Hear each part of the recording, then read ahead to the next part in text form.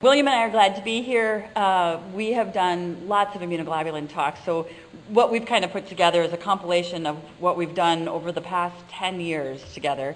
Here are a few disclosures. We're both members of the NAC. Here's what we're going to talk about today. However, unlike me squeezing into genes, that's not me. We don't want you squeezing into your treatment. We want your treatment fitting you. And so we're going to talk a little bit about the choices that you have and the ways to navigate that. My job, my first half of the presentation, is just going to talk a little bit about what immunoglobulin is. It's nice to have a review. It's nice to talk a little bit about some of the nuts and bolts of what your medicine is, how it was discovered, how it's used, and then William's going to really dive a deep dive into the customizing your therapy. So what is immunoglobulin? So immunoglobulin is a solution of human plasma that contains antibodies. It is human plasma. And so whenever we talk about immunoglobulin, we can't talk about a recombinant or plasma-free. It is made from human plasma, and it depends on the plasma supply. The immune system uses these proteins to help fight infections by binding to antigens, and antigens just mean bugs. Viruses, proteins, prions, parasites, whatever. The thing about immunoglobulin is that it is a rich mix of antibodies because there has to be at least 1,000 donors that contributes to your one bottle. But that's not it. It's usually more like 40,000 donors that contribute to the one bottle of medicine that you give. A liter of plasma. So if somebody goes in and says they donated plasma, a liter is 1,000 mLs. That's only going to make 4 grams of IgG. So after all that plasma is processed and broken down, that gives you an idea of how much plasma is needed to make the supply of immunoglobulin we have in our country.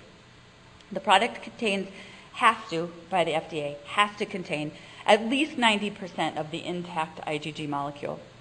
And all 4 classes or subclasses of IgG are represented in that. Each IG manufacturer has a unique product that varies in its indication, in its application, in its viral inactivation steps, but they all have 90% IgG. Each manufacturer has unique stabilizers, unique medicines that suspend the immunoglobulin, unique compounds that keep the immunoglobulin from complexing so that the IgG molecules stay active in you. So when we say that there are all these products on the market, which right now I think 8 is my guess on the market? Yeah. So each manufacturer has a little different formula for how they get that IgG suspended. So they're not all the same. So this puffy looking man is Edwin Cohen. He is the founder of the Cohen-Onkley fractionation process, and this is how we have become able to take that plasma and break it down into IgG molecules. In 1940, 1941, he used this sort of pooled plasma formula that's on the right side of your screen to come up with what he was really looking for, which was albumin. He wanted albumin to be able to give to the soldiers who are on the battlefield as a form of fluid replacement. And lo and behold, when they broke down plasma to the level of albumin, they had this fraction of 2 and 3, which is the blue circle that you see there, that was just immunoglobulin. And specifically, it was IgG. So he was really going for fraction 5 down here. So this was what we would consider the garbage of the Cohen-Onkley fractionation. But then this guy comes along by the name of Charles Janeway. And he was a really fascinating man. If you ever have a chance to go on his Wikipedia page, this man is very well published.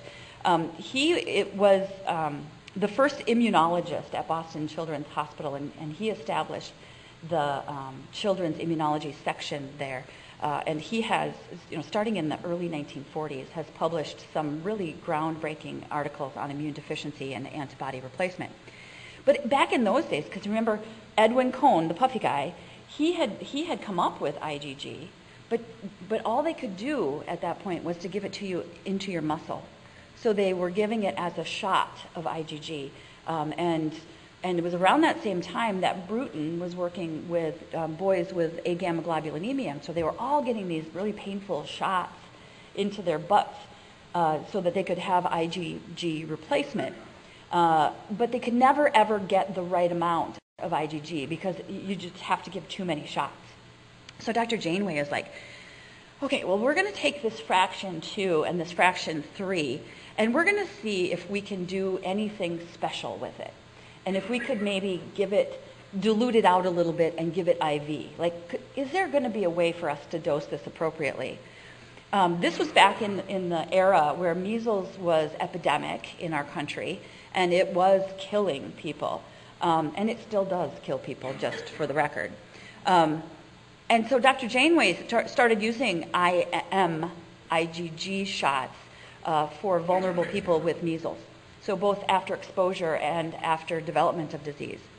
And then in 1947, he talked a few colleagues in Boston into giving him a dose of the immunoglobulin IV, a big dose, to see if it could be tolerated and if they could then modify dosing for boys with X-linked agammaglobulinemia and get a proper dosing. But what happened to Dr. Janeway is represented by my fancy stars. He almost died. What happened was they gave the gamma-globulin dose IV, and they caused a shock, basically, because of the complexing, that there was no way to protect him from the IgG attacking everything as it entered the body, and he nearly died. And so for 30 years after Dr. Janeway took an IV dose of immunoglobulin, nobody else attempted it. Right? What an idiot, right? He almost died. So it was 30 years before we actually had the ability to give IVIG.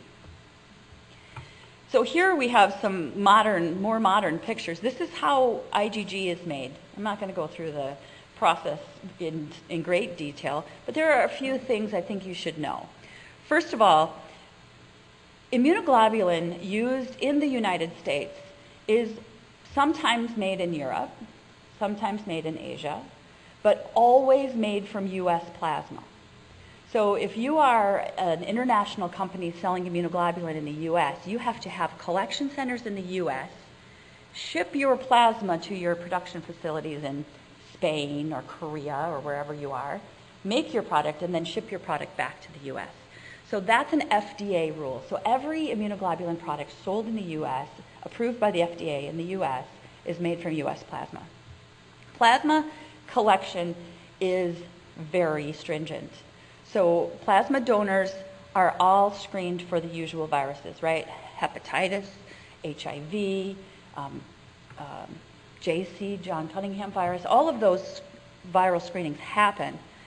But not only that, if you donate plasma on Monday, that plasma is, and that's your first donation, and you never ever come back, we will not use that dose of plasma. It'll get thrown away.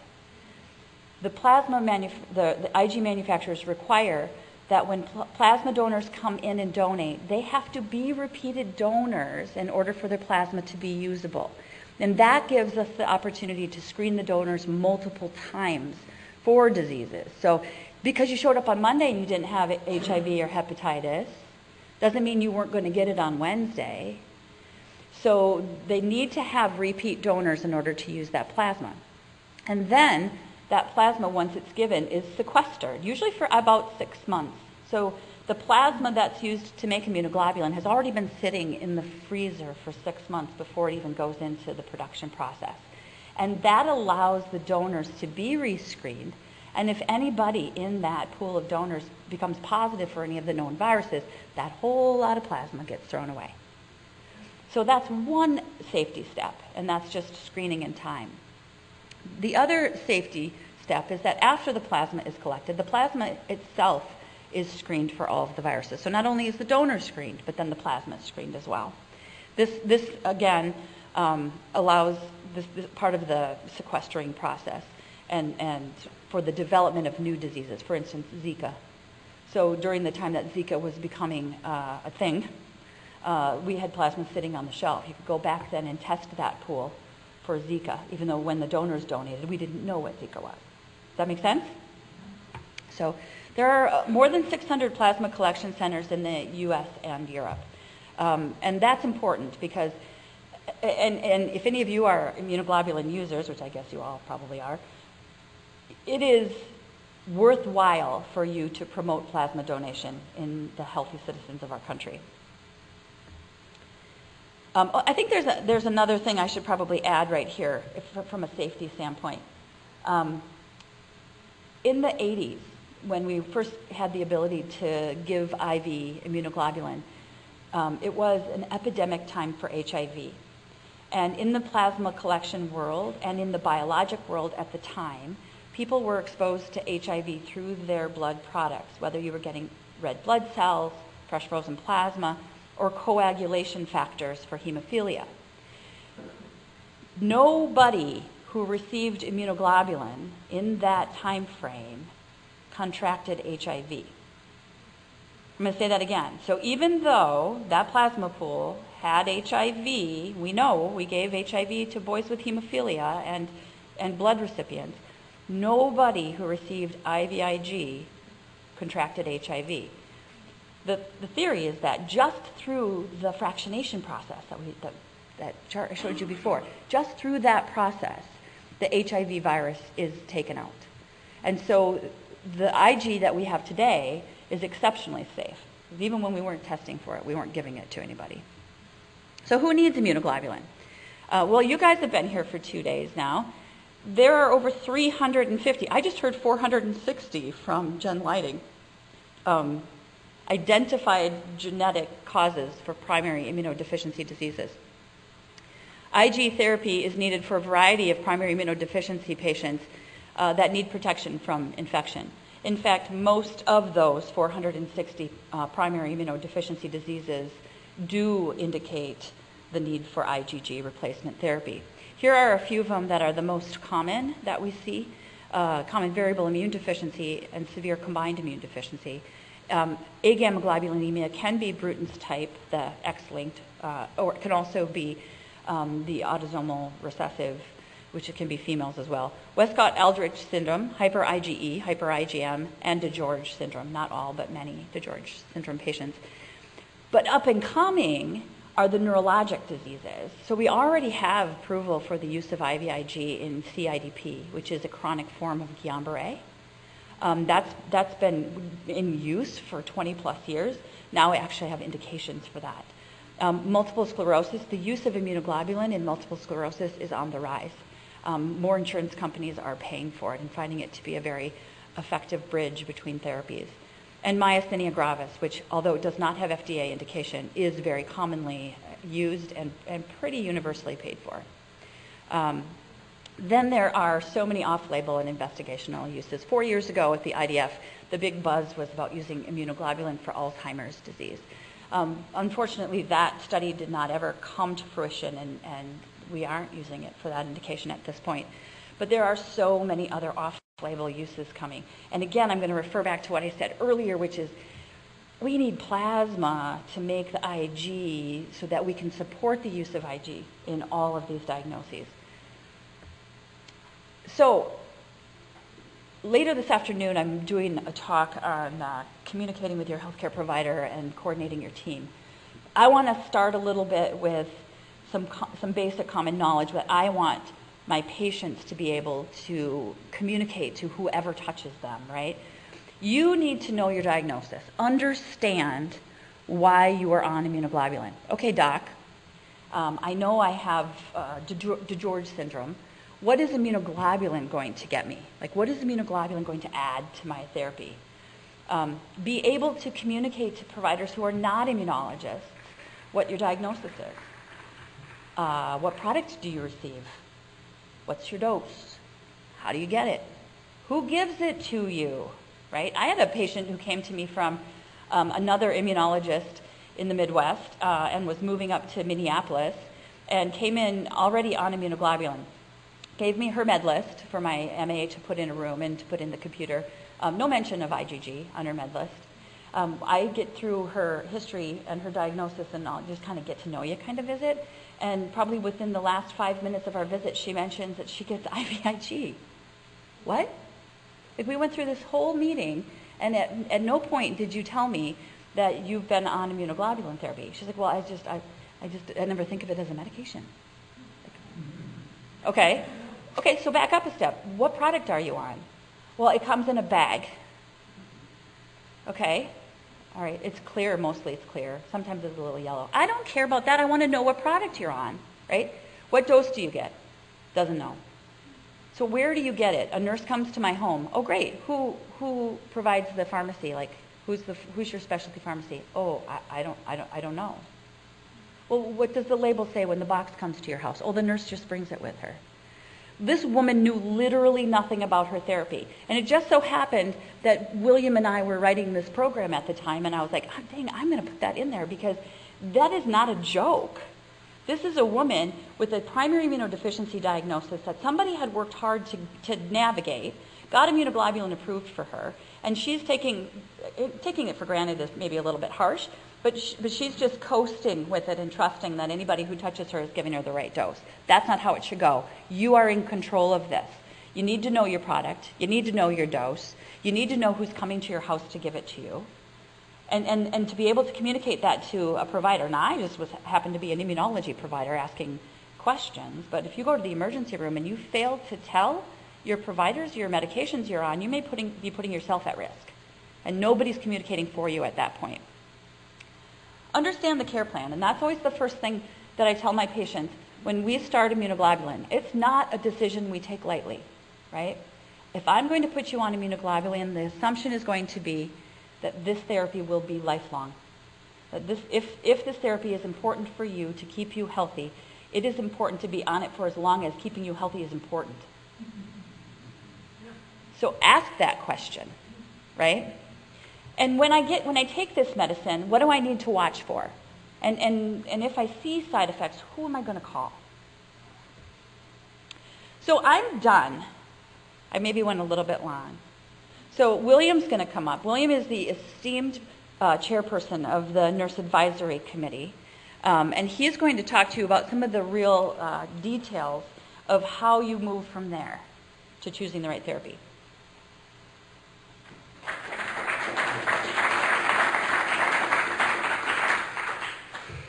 Thanks, Chris. It's always fun to do this together. Okay. I'm sure there's a button I'm supposed to press here, right? Okay. All right. Your options with immunoglobulin therapy. The decision's got to be made between you and the person who's going to prescribe it, obviously. There are a lot of different options for different kinds and different ways to do your therapy, and if you've been through the education hall, I'm sure that you've seen many of the options. When as a prescriber, once we've made the diagnosis, we're pretty much willing or should be willing to work with you, and if we're not, then you need to be finding a different prescriber. You shouldn't have somebody who's going to be an authoritarian who's just going to tell you that this is what you're going to do, because we have to be able to take into account your lifestyle. What do you ordinarily do? Are you somebody who's on the road all the time? Are you somebody who is at home? Are you, going to be hiking up Everest, or are you going to be, driving to Walmart? So it's important to know what goes in, what your lifestyle is, so that we can fit this in. It's important, and I say this, and we all say this repeatedly, when you've got a chronic illness, you've got something that you have to deal with. You had your life long before you had your chronic illness. So you have to make sure that your illness and your treatment is going to fit into your life, and that you're not going to have to try and fit your life into the box of your disease and your illness. It's your life. You need to continue to live it despite what life has sort of thrown at you in terms of a disease. You're not going to be able to get rid of it. You're going to have to adapt to it, but you need to have it fit into your life versus fitting your life into your diagnosis, because you need to be able to live the way that you want to. And your current state of health and your medical history are all important. If you are living by yourself 3 hours from a medical center, Are you going to need a treatment that you're going to have to drive 3 hours once a month or every few weeks to get versus something that you're able to do yourself? So you really want to consider all of the options that are there and consider them with respect to yourself before you make a decision. And then once you make a decision, remember that you're not going to be stuck there for life. If all of a sudden your life changes, your living situation changes, your health status changes, or you just change your mind because you don't like the way you're doing your therapy or the therapy that's been prescribed for you, you can change your mind, and it should be your option, and you should feel free to discuss that with the person that you're going to be getting your care from. Okay. So there are some common things with immunoglobulins. First of all of them reduce the number of infections. They reduce the severity of infections. And every last one of them has got contraindications and side effects. If you read the product inserts, it's enough to scare you away from therapy altogether. But as Chris had mentioned relative to HIV, and as we all know from our experience, the side effects are usually very well tolerated, and for the most part we can manage most side effects. And one of the physicians I worked with told me once that all medicines are poison, all medicines have side effects, and we just use them for their beneficial side effects. So don't let the side effect profile and all of the warnings that you see in print that is so fine that nobody can read that comes in the 12-page product insert, don't let that kind of stuff turn you off, because immunoglobulin, like all medicines, will have side effects, but the products that we're using are really well tolerated. The immunoglobulins are not generic. As a provider, certainly in immunology anyway, we don't say give 20 grams of immunoglobulin. As Chris mentioned before, they're all made differently. There are differences in them in their sugar content, in their pH, whether they're more acid or more alkaline, how concentrated they are. Are they 5%, 10%, 16%, 20%, and what volume of that goes with each dose. Their osmolality, which way does fluid shift in their direction or not, how they're stabilized, how they inactivate the viruses and other illnesses that could be transmitted theoretically in the product, and how much IgA they may have. And all of those differences can have an impact on your individual tolerance of a particular product. Sometimes when we're starting patients on one form of Ig therapy, they may react. We may flip to a different product to see if it's more well tolerated. This is up there just to show you the range of immunoglobulin products, and they're always coming and going, and the differences between them. If you're interested in the chart, you can find it on the IDF website, but it's a shifting target. But the point is that there are a lot of products that are out there, and they all contain immunoglobulin G, but the differences between them are really myriad. Okay, so how do we go about finding the right fit for you? What's going to be the product and the administration technique that's going to work for you? Okay. There are three sort of broad categories of immunoglobulin administration: intravenous, subcutaneous, and facilitated subcutaneous, and the name of that sort of shifts a little bit, but I've referred to it as facilitated here. And if anybody from the company can tell me that it's changed, then please do. Okay. Intravenous immunoglobulin, it's administered every 3 to 4 weeks, goes into a vein, and you need a healthcare provider to administer it for you. Subcutaneous can be given every 1 to every 14 days, or any combination in between that, and it is usually administered by yourself, or if you're not able to do it, by a caregiver, probably a family member. And facilitated subcutaneous, it's given usually every 3 to 4 weeks. There's sort of a a startup, a ramp-up process that's involved in the administration of it until you get to that 3 to 4 week schedule. And it can be done by yourself, or sometimes people prefer to have that one done by a healthcare provider. But again, that can be up to every 3 to 4 weeks. Let's talk a little bit about IV. IV, you do need venous access. You've got to get into a vein, so you're going to get stuck into a vein. You have to have a healthcare provider to do it. It is a large volume, and it's given every 3 to 4 weeks. You may or may not need pre-medications with it. Some people have to receive Tylenol or an antihistamine or a steroid sometimes, depending on their toleration of the product. When you look at the different products that are out there, probably the incidence of side effects is going to be higher with the intravenous option rather than with the subcutaneous or facilitated subcutaneous options. The advantage for some people is it's not dosed that frequently, so they deal with it once a month or every 3 weeks, and then they're done with it and they don't worry about it in the in-between time. And with intravenous, you get peaks and troughs. So when you get an infusion in your vein of immunoglobulin, right away 100% of the immunoglobulin is available to your body, and it sort of wears off over the space of 3 to 4 weeks. And that's why some people tend to have, at the end of their when they're getting close to the next infusion date, their levels may have dropped and they may sort of have the blues or the blahs or just feel a little different. So there are peaks and there are troughs. Yes? Yes.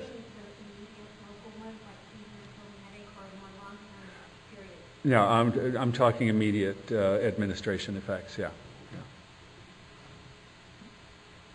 Okay.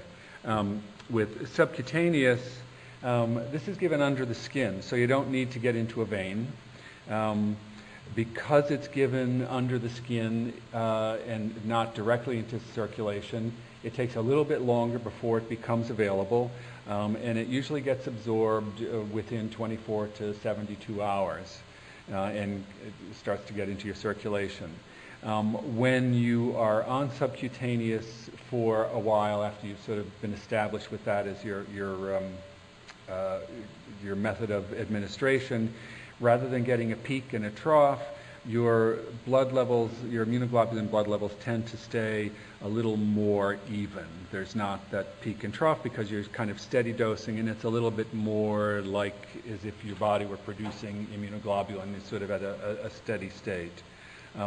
Usually with that, we don't have to pre-medicate. I've only had to pre-medicate 2 patients in my life with it, and they were both people that really liked the buzz they got from Benadryl when they were getting it IV, and they insisted that they get Benadryl, so it's like it got them to go along with getting their infusions and taking some control over their life, so it's like, okay, have a Benadryl.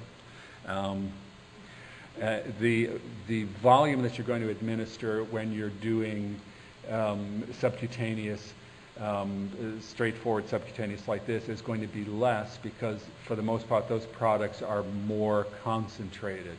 The subcutaneous products that we use currently are a 20% concentration as opposed to a 10% concentration. So the 20% concentration would be like half of the fluid volume of the 10%.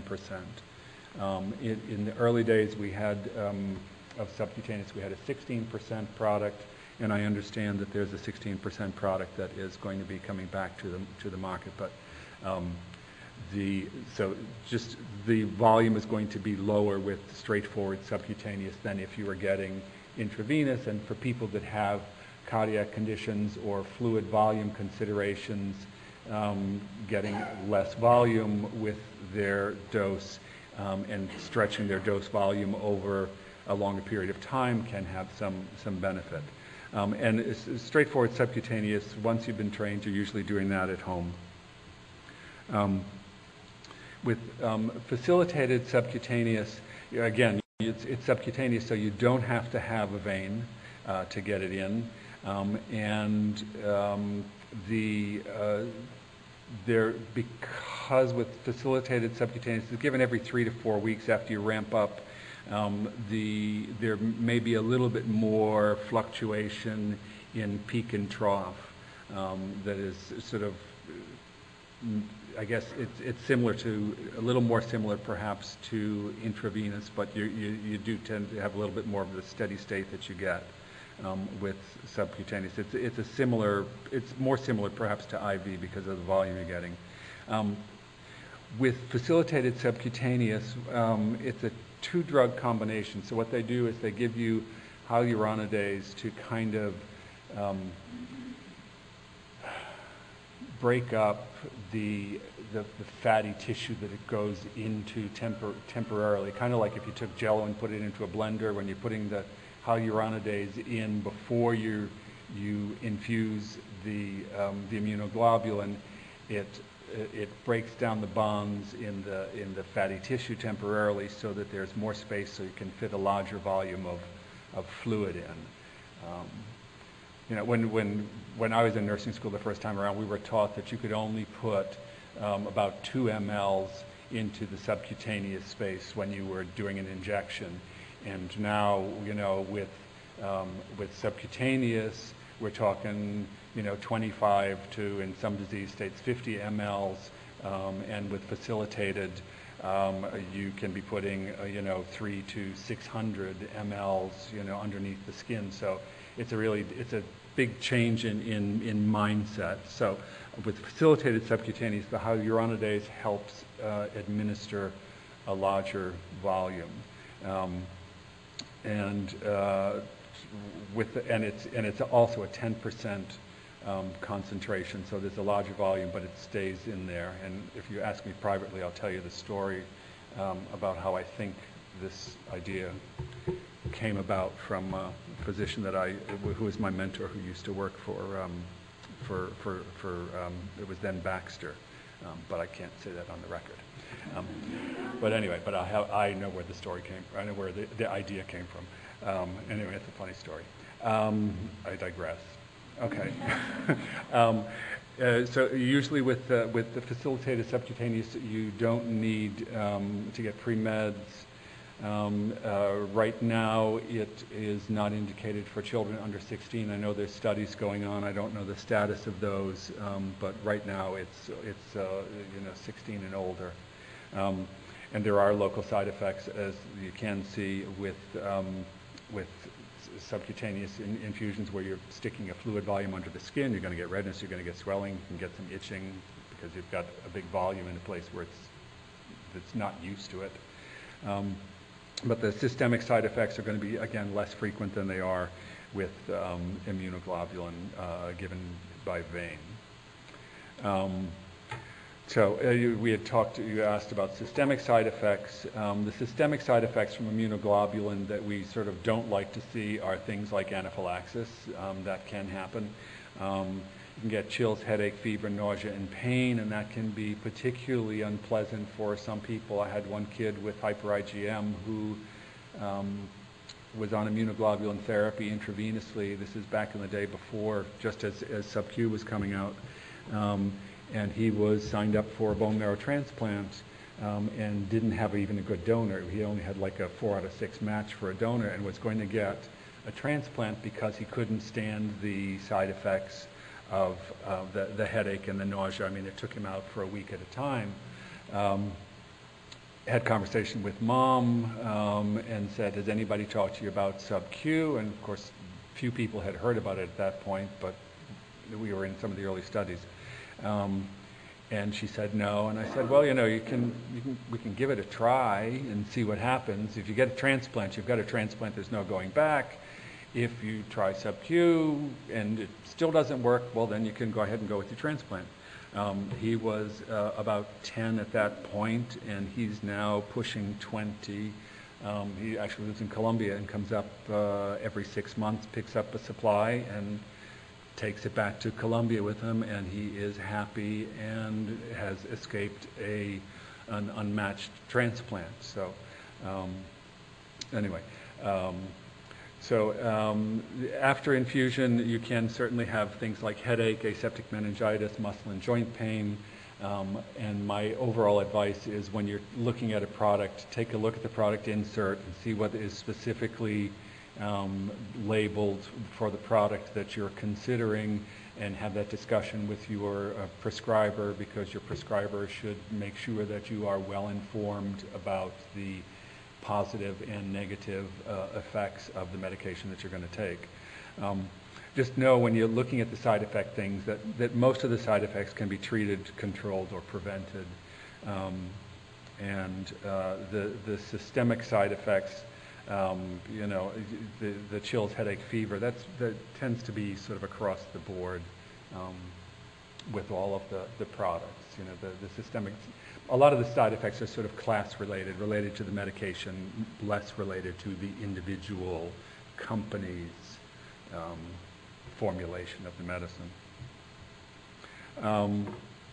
With local reactions, you know, these are the things that you're certainly going to see with, these are the most common reactions with subcutaneous infusions, is, you know, redness and swelling at the area. A lot of these can be technique related. And you know, relate to the length of the needle you're using. Is it in the proper position? Was it dry primed when it went in? Because you know, the subcutaneous products can be irritating to the skin. I mean, they're designed to go into the fat underneath the skin, not into the layer of skin itself. So, but you're more likely to get local reactions, redness, swelling, itching, and some discomfort at the site. And again, these can also be managed, and they tend to go away in a day or so. And the longer you're on subcutaneous infusions, the less likely you are to be bothered by the reactions, and they sort of decrease over time after about. We're going to, there's a workshop that runs going to be today on the ins and outs of therapy. We're going to do some more hands-on talking about how to publish some of those things. So, go ahead. Okay, cool, thank you. This kind of just shows what I was talking about earlier with peaks and troughs. The blue side is what your immunoglobulin levels look like when you're getting it intravenously, and the whatever color that is, purplish level line sort of gives you an idea of what your levels look like when you're doing it subcutaneously. You can see it's a little more steady. Okay, I kind of like this chart because it gives you a feel for the different therapy options, so you can look at them side by each. You know, the intravenous versus the subcutaneous versus the facilitated subcutaneous. You know, who gives it, whether, you know, who's it for, how is it administered, where is it going to go into your body, how often you're going to use it, how long your infusions can take. Certainly this is a consideration particularly to focus on, is how long is your infusion going to take. You know, if you're driving for 2 hours to an infusion center and waiting for an hour for somebody to come and start your IV, and then an hour to get the medicine from the pharmacy, and then get your infusion done, and then be observed, and then drive home. You know, but your intravenous infusion can take, you know, 2 to 6 hours. Your subcutaneous, the straightforward subcutaneous, depending on how you're doing it, can take from 5 minutes to 2 hours. But usually, the probably average is about an hour. And then the facilitated subcutaneous can take 1 to 2 hours, because you are going to have to infuse the hyaluronidase first. Yes, okay, we're getting close here. So this is actually in the IDF guide for IG therapy. This whole chart is in online. okay, all right. Needle length that can affect your site reactions. You don't want them to be too long or too short. We've got a variety of sizes, and again, that needs to be tailored to you. The needle and the kind of infusion set you have can affect your flow rate. Flexible cannulas we don't really use anymore. We used them initially back in the day, but they could kink and give you trouble with infusion. dry insertion technique, and I guess I'll leave this for your discussion for later. No, the dry insertion technique, and we'll talk about that more at our next workshop, but when you prime your tubing with immunoglobulin, you leave the last inch dry. Don't get immunoglobulin into the needle before you put it into your skin. And that decreases both reactions exponentially. Okay. So don't see it drop, exactly. Okay.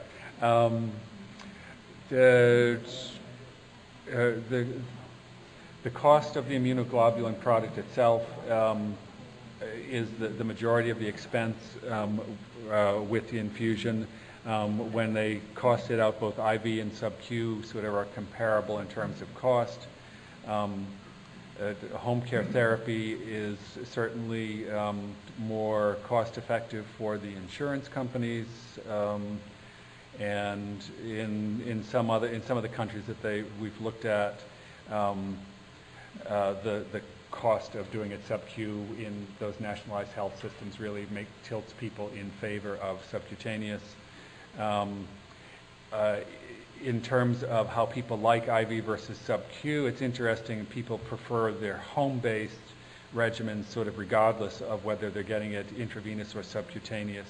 So the site of care is really going to be important. And again, as I talked about earlier, fitting your disease into your life, things that you can do at home without having to fit your life into somebody else's schedule are more desirable. And we talked about this earlier, knowing your product, keeping your log. There is an app for that, and there's an e-health record. You're going to look at lot numbers, how you're getting it, the things that Chris talked about earlier. And we've talked about this too. When you've got a chronic disease, fit your disease into your life. Your therapy isn't going to do you any good if you don't adhere to it. Your needs can change. Please advocate for yourself and have good communication with your providers. Don't just go to the internet and believe what you read. Make sure that you are getting your information from sources that are evidence-based, not just mommy says based.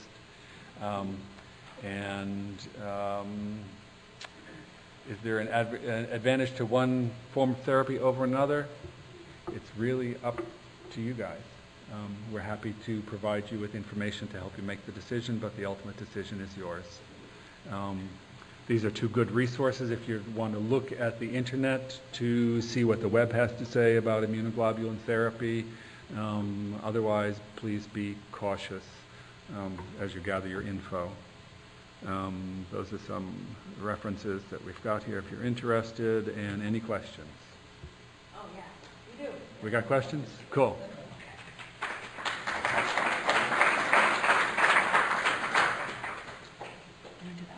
Sure. Okay, we're going to just divide them up here. Okay. I can't read this. What's it So say? it says, I get scar tissue like pearls from sub-Q injections. Do you have any suggestions to either getting rid of them or preventing them? Okay, I get scar tissue pearls from sub-Q. Make sure that your infusion technique is correct, that you're using the right length needle, and that you're actually getting your product into the subcutaneous tissue and not into the skin or into a muscle. If you want to hasten absorption because you don't like the bump that's there, you can try massage, you can try warm packs, but I think the most important thing is to make sure that you are infusing into the right place and infusing into normal tissue. Stay away from tattoos and scars and stretch marks, and 2 inches away from any of those things and away from your belly button so that you are getting into normal subcutaneous tissue. The length of the needle is really important, and if in doubt, go longer. Longer is always going to be better to get through the dermis. The other thing is the package inserts almost all say you should rotate your sub-Q injection sites. I recommend against that for most of my patients. I try to have them go into the same site as close as they can every time for a couple of reasons. Number one, compliance. that once you hit the sweet spot or the wheelhouse, as some of my patients call it, it zips right in, and you have less of the tearing and the stretching of the sub-Q space. You almost get like a depot, like a place to put it, right? And that decreases the local reaction itself as well. Then, after a while, after using that same spot over and over and over and over and over again, you may get some scar tissue, in which case, move it. Either start a new site or move a little bit left or right to get back into that wheelhouse. Same for you? Mm-hmm. Okay. Are there any special considerations when selecting an IG product for children? It's a great question, and you have to know there are special considerations for every IVIG start. If I told you the algorithm that we go through for selecting a product, I would put you to sleep. Because you need to select, what are the indications. You need to look at the concentration. If you have a tiny baby, you want to look at the sodium content and the pH content. We use, in our newborns, our preemies, we often use subcutaneous immunoglobulin in them because you can give 1 ml or 5 ml sub-Q in an infant and get a good dose for that body size, right? So there are lots of special considerations. For IVIG for children, we usually try to go with a 10% solution because of the volume restrictions, but that's pretty much the only real, and I'm talking like 5, 6, 4, 5, 6-year-olds, not 4, 5, 6-month-olds. For those tiny babies, we almost exclusively go for sub-Q. Are you doing IV in your infants? I can, it depends on the indication, and are they hospitalized with some other illness going on? And already have a line? Subcutaneous. This one says, does IVIG damage veins, kidneys, heart, and how important is the rate, speed of the infusion? There is certainly a risk, like if you have cardiac disease, the fact that you're infusing a fluid volume into the veins can be significant depending on the nature of your disease, depending on the nature of your veins. Repeated sticks of a vein, can cause some scarring and make access difficult. So again, depending on what kind of therapies you've had in your life, or what's the current state of your veins, just the whole process of infusing it, as opposed to the IG itself, can be problematic. In no circumstances do we recommend ports if you're having difficulty getting venous access, though. We have other options now, yeah. So we recommend against portacaps in most cases. There is a warning about clotting that comes with immunoglobulin, and that's really a class-specific warning, so that if you have a tendency to form clots, you certainly need to discuss that with your prescriber, and it's certainly always a good idea to be well hydrated, before and after an infusion, because the medication has got to be, you're putting in a protein basically, so it's got to be circulated through, and it's got to go through your kidneys, so you want to be well hydrated so that it gets processed through your kidneys more easily. There is a risk of acute renal injury with IVIG infusion, but 90% of all acute renal injury happened from a sucrose-containing product, so an IVIG product that was stabilized in sucrose. There are no more sucrose-containing IVIG products on the market, so we worry way less about that. But I'll say, as a part of my yearly screening for my IVIG patients, I check renal functions and liver functions in everybody once a year. And how important is the rate and speed of the infusion? It has a lot to do with your tolerability. Usually on the first infusion, we'll go slower. And as long as you tolerate it, then we used to sort of have a ramp-up procedure with IV, 15 minutes at a slower rate, and then double it, until it got to a reasonable rate to get you infused and tolerated. If you started to get side effects, then we may have to stop and then click the rate back down. So The rate is important, and certainly. And we'll talk about that a little bit at Yeah, the workshop okay. today too. Most side effects of IVIG are rate related. So if you're having fever, chills at one rate, slowing it down oftentimes just takes care of that. So rate related side effects are easy to manage. This one has a couple of really good points I want to talk about. So once you're stabilized on immunoglobulin sub-Q, can a patient infuse at home alone, or should she always have a spotter in the home? You're good to go. I mean, if we know that you've established a record of tolerance and you're not having any difficulties with sub-Q, you can do it anywhere, right? You can do it on an airplane, you can do it on a bus, you can do it here at the IDF conference. You can do it anywhere, and no, we don't mandate that you have a spotter. We don't see anaphylaxis. I mean, anaphylaxis to me is one of the more significant things you need to be prepared for. And we don't see it with sub-Q. No. If I'm on Hizentra, is there a product that would be absorbed more quickly after the infusion? It's an interesting question. William already said if you want to get rid of that local reaction quicker, you can put a little warm pack on there. But we don't want it absorbed more quickly. I mean, one of the beauties of sub-Q IG is the slow absorption, right? Because you take that 20 ml or 4 gram dose, and over the next 24 to 72 hours, it drifts into your lymphatics and gets into circulation.